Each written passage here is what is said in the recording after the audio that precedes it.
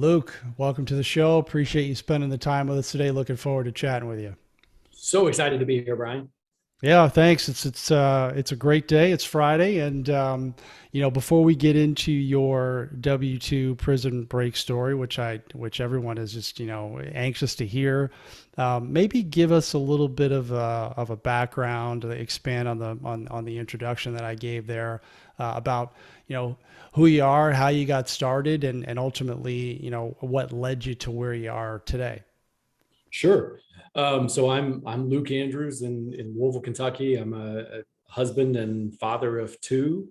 Very active with my kids, kind of coaching their sports teams and running a few businesses on the side. I am a former prisoner to the W-2. So like many of the listeners on here, I was in a corporate 9 to 5 that I didn't really love, but felt kind of attached because you know as well as I do that the mortgage company and the grocery store, they don't accept good feelings and hugs. They want cold hard cash, right? And it was like every time I built this plan, like, okay, well, I'm gonna leave, and every time I would go and say I'm ready to put in my notice, I would get a promotion or a raise. And they were just like these small little stair steps. They were just enough to keep me around. And finally, one day, I just had enough and realized it was like, hey, even if they offered me, 8 to 10% a year, which most companies are not, Mhm. that stair step growth isn't going to be enough to fulfill what I'm looking to do. Got And it. I knew I'd have to take a step back for a couple of years. But like I said, I had a corporate 9 to 5. My wife was a real estate agent at the time. She was a licensed realtor, and I was commuting back and forth from downtown to the suburbs. And she said, it would be fantastic if you had your license and you could just stop on your way home from work and show these properties at 5 o'clock, so she didn't have to go out during rush hour. And we kind of laughed about it, but I was also in the process of starting to build up a portfolio of investment properties. Mhm. And I thought, you know what, it does maybe make sense to get my real estate license. It'll help out with the investment side. I can help her. Maybe it'll help just kind of scratch that entrepreneurial itch. And where I thought that it would just kind of satisfy just being able to do it part time, I fell in love instantly, and I needed more and more and more. But like I said, every time I'd get up the nerve to leave my, you know, cushy 6-figure job with the benefits and the 401ks and bonuses and everything else, Mhm. they'd give me a little raise. And finally, one day I said, you know what? I've had enough. I had a plan put in place. I knew that I would probably take a step back in income for at least 2 years, had that planned. And I took a leap of faith. And my wife and I went out. We were both in real estate. So we were both 1099 employees, or not Nice. employees, but 1099 entrepreneurs. Yeah, yeah, that's awesome. Love the share. When did you give us kind of the timeline of how long you were in W-2 and what was maybe like the back? You keep saying I had enough, I had enough. Like what was it? Was there anything specific that kind of led you over the brought you over the edge there? Well, to answer your first question, how long I was W-2 my entire career. I mean, Mm, from the time I got out of college, I'd done some sales jobs and stuff. So, I mean, I had an inkling of what it was like to work mostly for commission, but I was always a W-2 with that little safety net of a base salary. But when you ask what was finally enough, I think it's when, you have those moments. If you remember the movie Office Space, where it was just like everything was just so mundane, but we were literally in a meeting to plan the next meeting. And when I made a complaint about, hey, we're doing these, we're having meetings when all these things could be taken care of over email, people were pulling me aside at the office and saying, oh, hey, I was just going to send you an email, but since we're both here and there's a room free over there, why don't we just go meet about this in person? And I didn't have enough time to get my work done during the day because I was in pointless meetings that I was having to take it home with me. And I figure if I'm going to be taking it home with me anyway, I might as well be working for myself and not making somebody else rich. oh, I love it. I love it. Something similar happened to me. I remember those corporate meetings that were just like, what are we doing? Why am I flying? Why am I flying to a different state for 3 days and we're talking about the same thing over and over and nothing ever gets done? We're going to be right back here next year, and we're going to talk about the same thing. Right. Yeah, I get it. I get it. So meetings upon meetings, but you were building this rental portfolio while you were still employed, if I heard you correctly. That's correct. Maybe talk a little bit about that, and then I want to go into your plan because that resonated with me big time. Was you had a plan, like you prepared for this. It wasn't just like you just went in one day and just said I'm done and I'm not coming in tomorrow. You planned for this. So talk about the rental portfolio, how you built that, and why you chose real estate, and then let's get into the plan that you put together. Sure. So my rental portfolio, my wife and I, we built our first house in 2006, shortly after we got married, and that was kind of the height of the market. Hmm. And then when the market crashed a couple of years later, we were starting to have kids, and we were actually in a spot where we needed to upgrade to get something a little larger. And the timing was fortunate for us that we had good enough jobs, good enough credit that we had the ability to still get financed, as many people weren't quite in the same boat.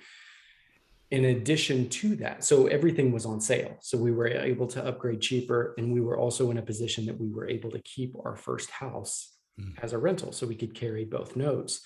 And the market was just flooded with good quality candidates who just got into a bad loan and just needed a place to live. So that was our first kind of dipping our toe in the water into the rental properties. And we eventually moved states, but we kept that rental property. And working in my corporate 9 to 5, I had a good friend that I was working with, and we were always talking about, hey, we need to buy some investment properties. We think it's a good idea. We've read the Rich Dad Poor Dad, and we see the benefits to it. So our plan was to buy, there was an up and coming neighborhood, around 2015, that you could still get a nice small house that needed a decent amount of work for around 20,000. So Wow. we were going to pay cash, do the work ourselves, and then kind of use the BRRRR method. Hmm. The buy, rehab, rent, refinance, repeat. We were going to use that method and then just slowly start to grow. But as we're searching for this, for this $20,000 property that we could purchase on our own, a package of 13 rentals fell into our lap. We had an opportunity to get 13 units, and we knew it was a fantastic deal. What we didn't know was how in the hell we were going to accomplish it. Hmm. We didn't have the resources. We didn't have the contacts. We didn't have the money, frankly, to be able to put down on it. We didn't know how to manage it, what to do. We didn't know any of it. So we just found people that had done similar things in the past. We found very smart people who had done something similar. And we said, hey, if you don't mind, lay out your roadmap for us. And what I found is most people who have done that are more than happy to share their knowledge and wisdom with you. And so they kind of walked us through. They gave us some introductions to some good people, and one of them actually ended up partnering with us, Hmm. which really helped out, because like I said, we didn't have quite enough cash, even with bringing on a partner, Hmm. to be able to take on this deal. Although we knew it was a good investment, we could have easily said, it's a great opportunity, just not the right time. Yeah. But instead of saying we can't afford it, we said, how can we afford it? And we found some creative ways to come up with the cash. And then that portfolio just really just grew from there. So buying and selling a few pieces out of there, had an opportunity to buy another package of 15 that came up, and then just little one-offs here and there in some different areas. And it really just started growing. You and I talked about before the show, I'd set a goal a while back that I wanted to be able to purchase 40 investment properties before I turned 40. And I just closed on number 40 about a month and a half ago. And I turned 40 here in about 6 weeks. So Awesome. squeaking in under the wire there. Awesome. Right. Hey, you hit it. Congrats. And it sounds like you had a couple portfolio deals here, 13, 15. And I don't want to say those fell into your lap. I know you don't believe that either. It's by being active, and you really got resourceful to get those deals done. And you could maybe talk. Did you buy those creatively? Did you buy those, with all bank debt? I mean, maybe talk about. I'd be curious to how you found them, and Sure. then how you purchased them. Sure. So we found them. As I said, I had a close friend who, we were going to do this together. Mm-hmm. He was having dinner with his girlfriend's parents, and they had some friends over. And, of course, the topics always come up. What do you do? What are you interested in? And it was fresh on his mind. And he was talking about, we're looking to buy some rental properties. And they said, oh, well, interestingly enough, we have a large portfolio that we're in the process of liquidating because we want to retire and move to Colorado. And so it just, I say fell into our laps. It kind of did. Because they somewhat knew us, they agreed to not put them out on the open market and give us a little bit of time to figure it out. They were not interested in owner financing, because that was kind of our first question is, are you interested in doing owner financing? Yeah. Makes it simple, makes it easy. They weren't. They needed the lump sum in cash. And so that's when we started going out to people that we know who had done it before. And through talking with one of these guys, he said, well, hey, why don't I come in? Myself and another guy, we can be a partner with you, and we'll be 50-50 partners. They brought us some relationships with a lender that, but we still needed the 20% down. And really, I guess for myself and my friend, we needed the 10% because we were splitting it 50-50. Yeah. We didn't have it. And again, we were kind of at that roadblock, and I came up with this kooky plan, and I brought it to everybody, and I said, well, hey, would you all be willing to make up the difference of what we're short? Because we had about 5%, we needed 10. I said, would you all be willing to make up that difference? Keep us at 50-50 partners, and we will agree to manage the properties at no cost on a schedule until that's paid back.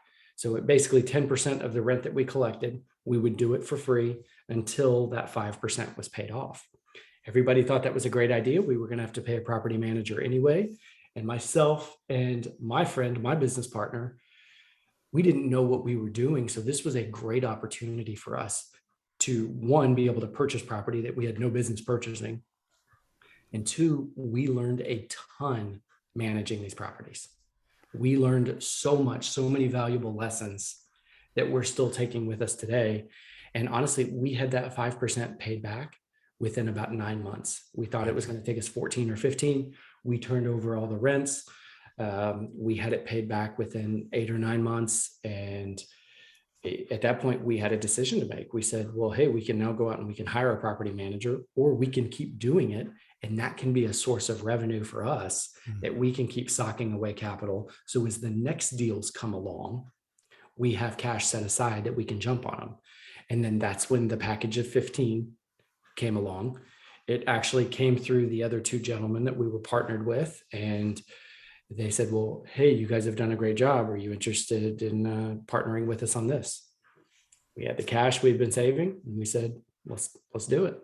Beautiful. You were ready for it. Okay, so you built up this portfolio. You have income coming in every month, passive income, which is a great thing, and you've got a little bit of a runway.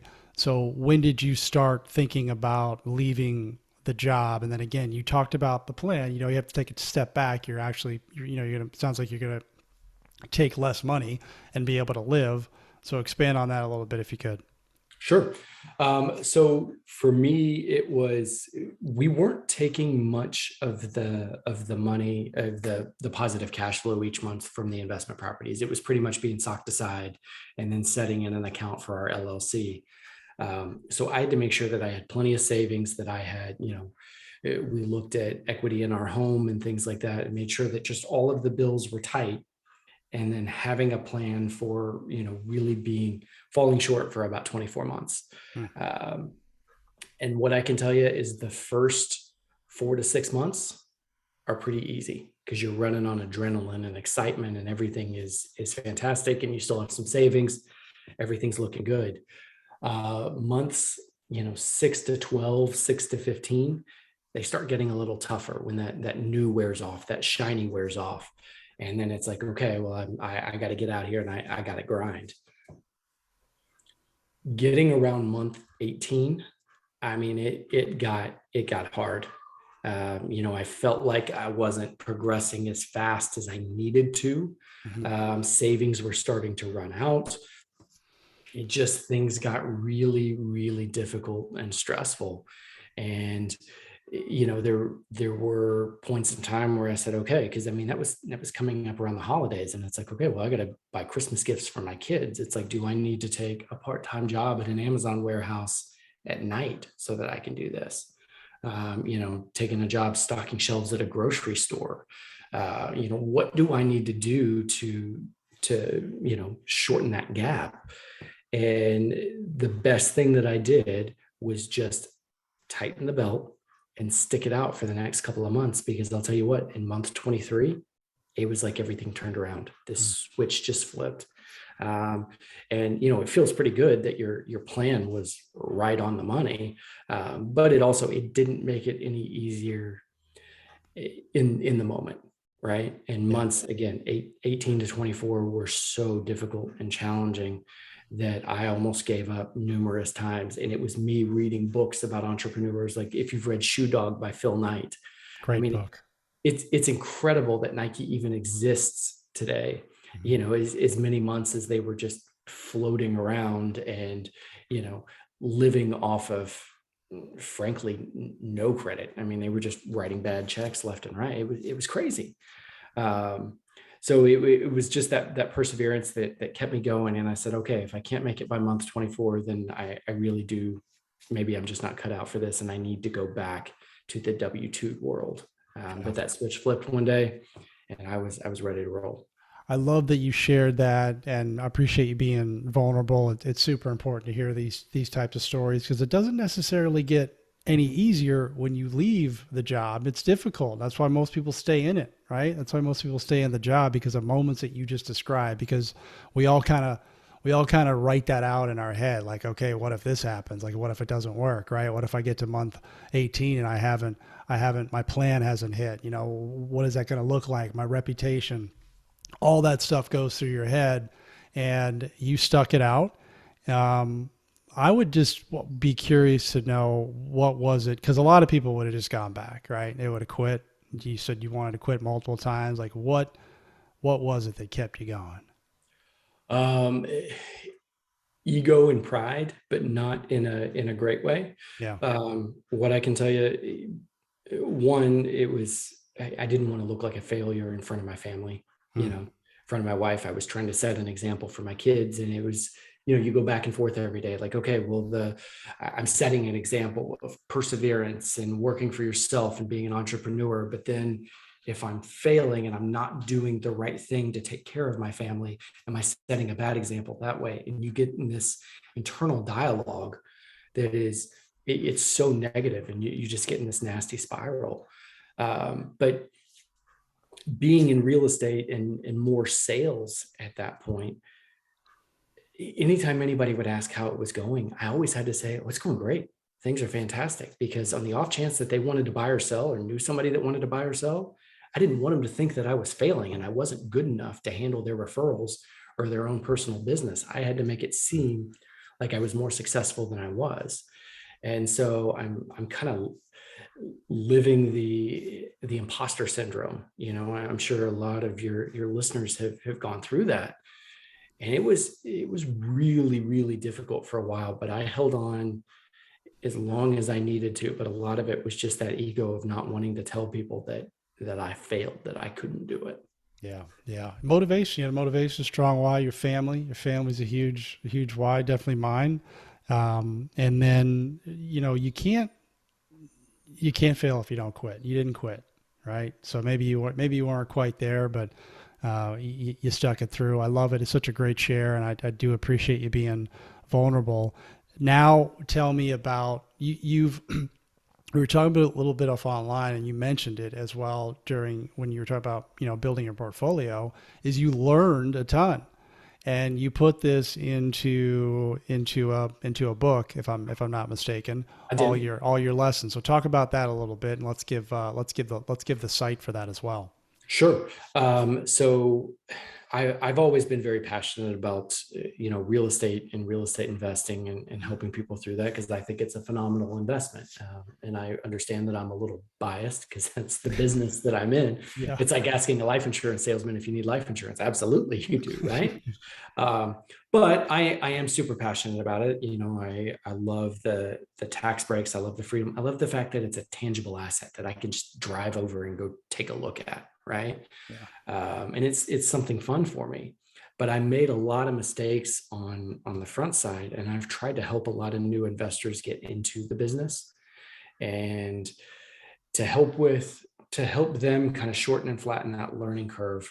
I put together this book a while back, the 10 mistakes that every investor makes buying their first property, and it was going to be one of those, okay, it'll be a little passive income for me. I'll pop it on Amazon. I'll sell a few here and there. I'll go out and I'll promote it because I done some Amazon self-publishing in the past on some different stuff. And it hit me one day that was like, you know what, if I'm genuinely passionate about this, um, then don't it doesn't need to be a moneymaker. It's something that I just need to do to help people out. And so I completely pulled off any option of having a physical, tangible book, and I just made it an ebook and made it 100% free. I bought a cheap domain, 10investormistakes.com, and that's the number 10 investormistakes.com. And anybody that wants it can go and they can download it instantly at no cost. Awesome. Awesome. I love that you're giving back, and that happened to you as well. It did. I mean, you I had that had help. so many great people in my corner along the way, because I asked a lot of questions and probably an annoying amount of questions.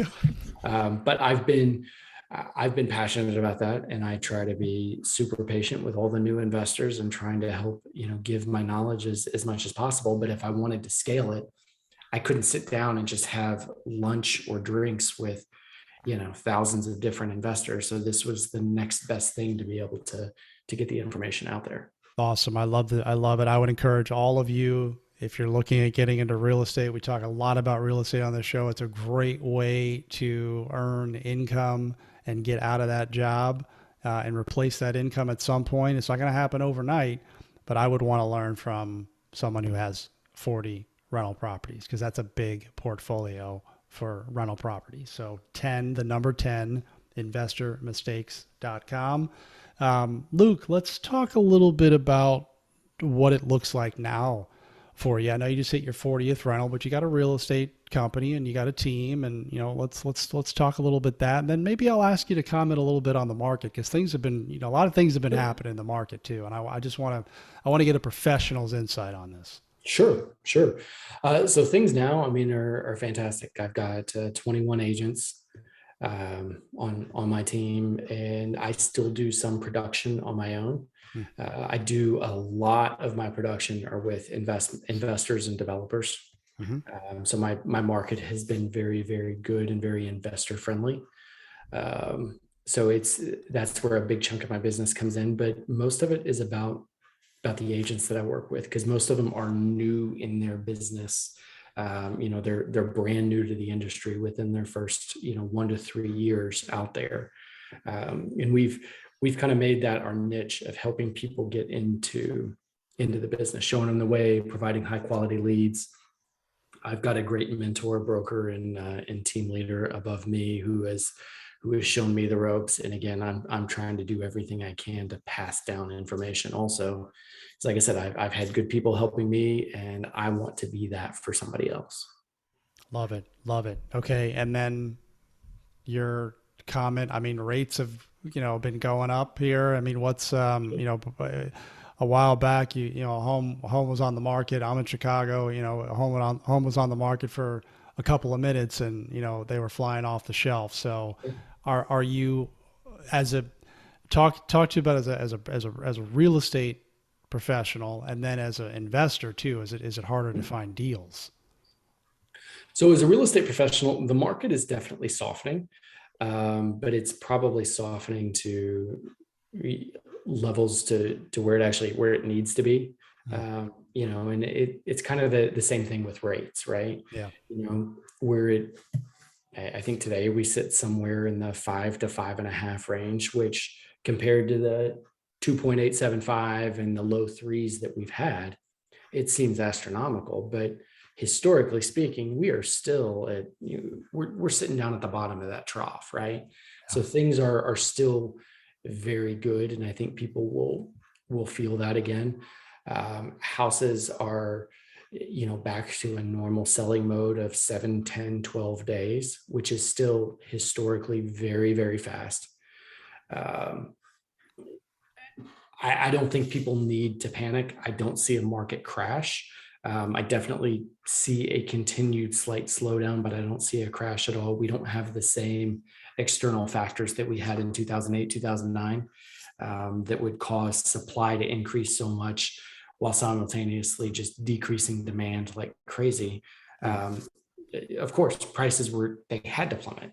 It's just their basic economic laws.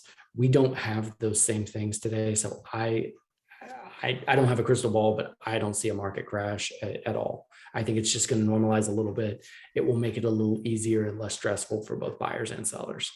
I agree. Don't have the crystal ball either, but unfortunately, when things like interest rates start to go up and the markets fluctuate, people panic, and when they panic, they Mhm. make irrational decisions, and it's like just calm down. Well, we're in a 24-hour news cycle right now, to where Yeah. everything has to be news, and we have to have some headline to grab people's attention, because there's so many different sources out there. So everybody's competing for eyeballs. So you got to make those headlines as flashy as possible. And so if you're not really diving deep into it, it's very easy to feel like the sky is falling. Yeah, totally. You do a little bit of coaching too, don't you? You help with your investors or agents or both? I don't really do any coaching outside. I mean, I've got some courses and things that I did, that I was able, again, to kind of put some things out from a scale Hmm. perspective, helping agents who are new in the business, or who are feeling a little stale and stuck and need to jumpstart. I've got a few on, like, some negotiation and communication, things like that. But as far as individual coaching, it's all just been my investor clients, and then the new agents that are actually on my team. Nice, nice. Do you have you had coaches? I know you had a mentor earlier. Do you believe in that? Is it something that you're I big am a in? firm believer in coaches. I think everybody needs to have some version of a coach or a mentor. And even if you feel like you can't afford it now, the access is there for what I call virtual mentors. It's find, the larger people in the space, the Robert Kiyosaki's, the Grant Cardone's, Gary V's, Sharon Srivatsas, all of these people that are out there, Tony Robbins, all of their stuff is everywhere between YouTube, podcasts, books. Go out and find it. Start learning from them. One of my mentors, who I've been fortunate enough to work with very closely, Sharon Srivatsa, he had this concept that he brought to me a couple of years ago, which I thought was awesome. He said, take one of these guys, one of these big virtual mentors, Mhm. and just spend 1 month deep diving on everything that they do. Don't listen to anybody else. Don't try any other podcast. Don't do anything. Just deep dive on them, just a month at a time. And then the next month, move on to somebody else. And it was incredible how much I was able to pick up in a month when I got that singularity of focus on one particular person that I was trying to emulate. And it saved me a boatload of money, because coaches can be insanely expensive. Yeah. But I do feel like that once you get to the point where you really need that granularity of detail of how do I get from A to B, and not even really A to B, more like C to D, you it's time to pull the trigger, take the leap, and hire the coach. Yeah. Love it. Appreciate the share. Going back to when you felt like you might have to go back to your W-2 when things weren't working, can I, is it safe to assume that feeling has permanently left you? It has, because I'll tell you what, during that time, I was a broken man. I mean, I felt just beat down and broken, and I was torn. It was like I knew the entrepreneurial route was where I needed to be, Yeah. um, but I also had eyes and an online banking account, and I could see that something's got to give one way or another. Um, but yes, that has left. I have found numerous ways to try to have little pieces of passive income here and there. And I've tried to stop relying on one particular source, to make sure that as one slows, I've got another one that can pick up the slack in the interim. Yeah. Other than money, what were some of the other fears that you had, if any, around leaving your job? I was I was really afraid of how it would look to my kids if I broke out and I failed, Hmm. which is crazy now because I tell all my agents, you cannot be afraid to fail. And I've written a book on many of the failures that I've had. And, now seeing how those failures have made me stronger because I refused to quit.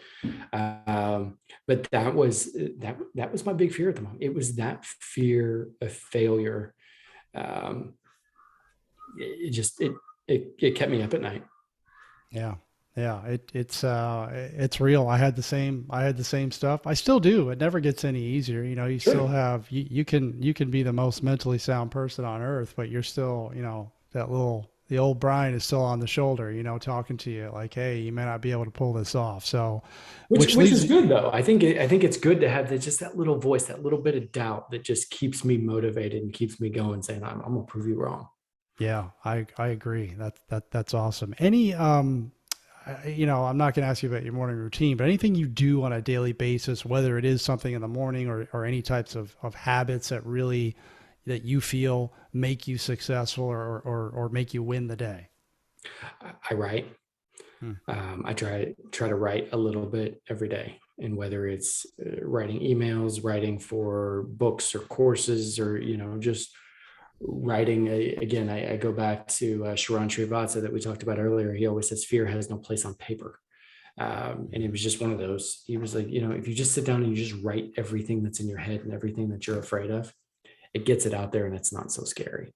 And so that's what I'll do sometimes when I'm feeling overwhelmed is I'll just get a piece of notebook paper and I will just fill it with, here are the things that I'm worried about. Here are the things that I'm stressing about. Here are the worst case scenarios that come out. And then you realize that most of it is not likely and much of it is not even true. Totally. Yeah, journaling and scripting is huge. Just let the pen flow, let it pour out of you. I love that you shared that.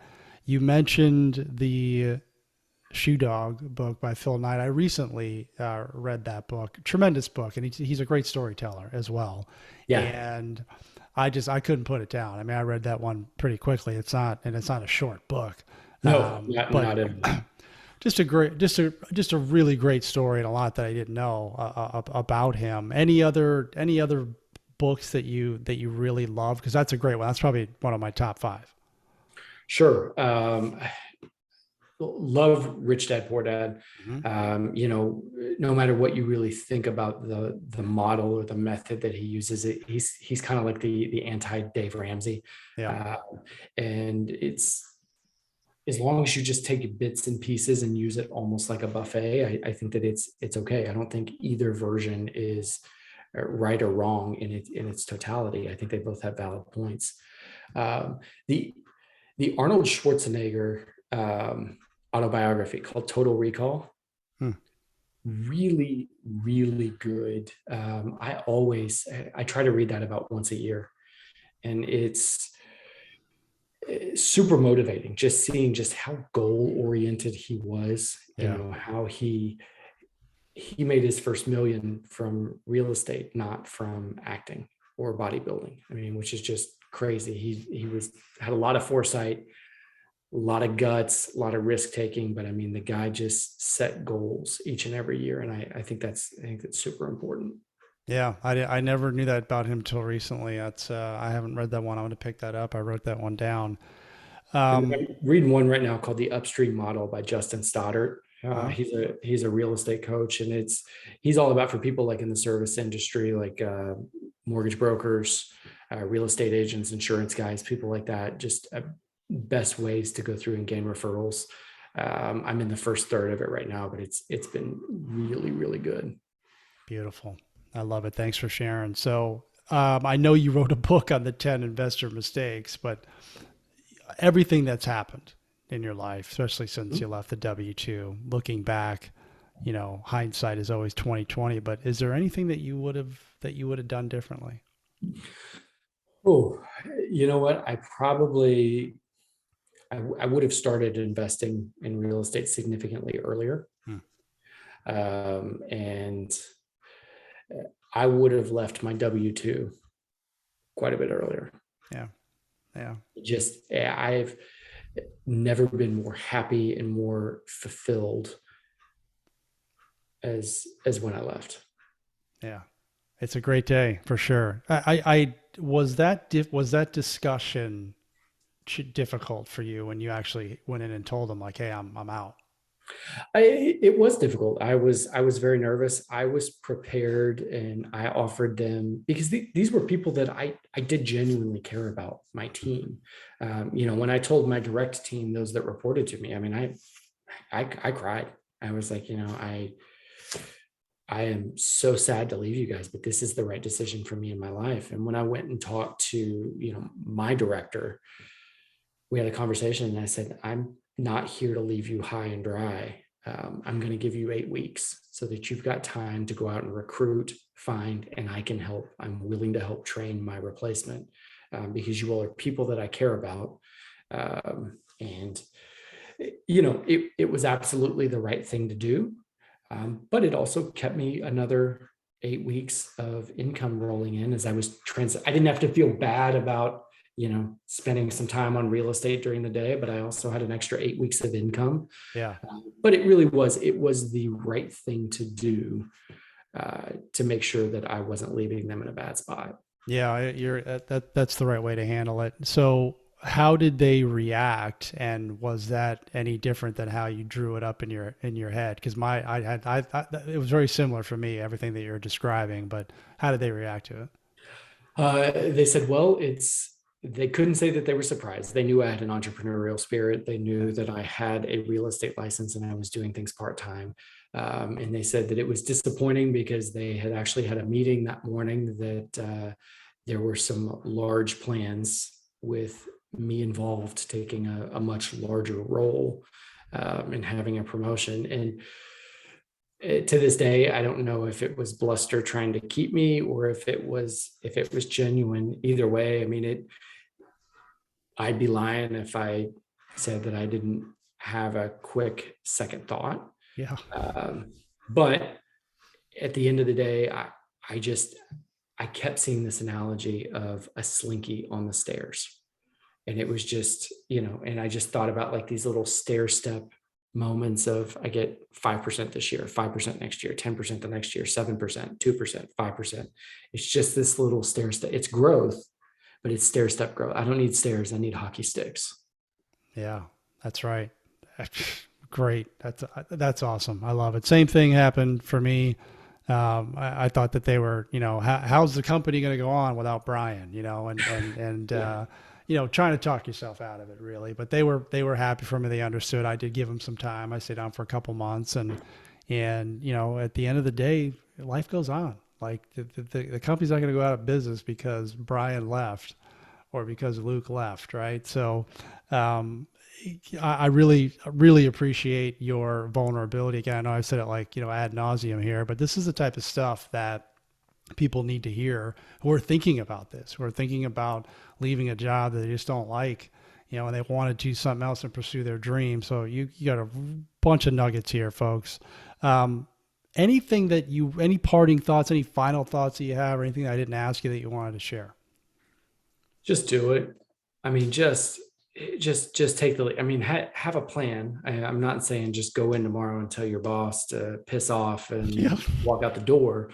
Have a plan in place. But if it's something, life's too short.